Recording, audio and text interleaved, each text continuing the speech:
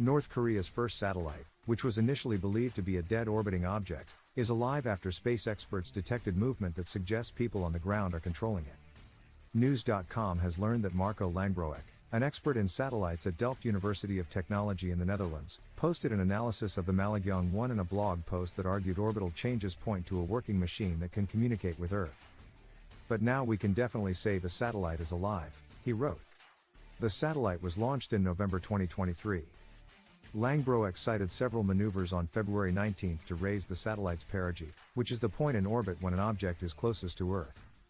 The orbit raise appears to have been performed stepwise, in 5 increments, starting on February 19/20 and completed by February 24.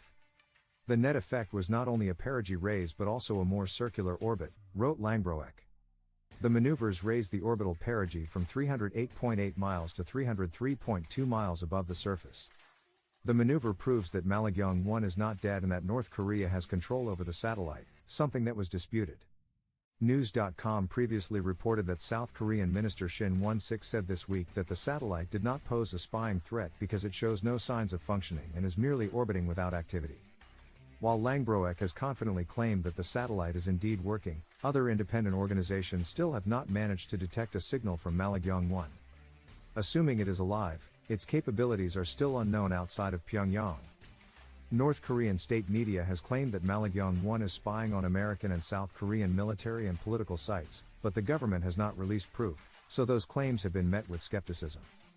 While we indeed currently cannot be sure whether the satellite does successfully take imagery, it at least performs orbital maneuvers, so in that sense, it is functional, Langbroek wrote. Langbroek said he was surprised by the orbit-raising efforts because they suggested the satellite had onboard propulsion, which was unexpected for the expert. This means that North Korea can prolong the satellite's orbital lifetime until it runs out of fuel because it can raise the satellite when it starts to drop due to natural orbital delay and stave off re-entry into the atmosphere. Shin also commented that it appears North Korea will be ready to launch a second satellite into space in the next few months. The probable success of the Malagyong-1 came after 2 previous attempts did not make it to orbit.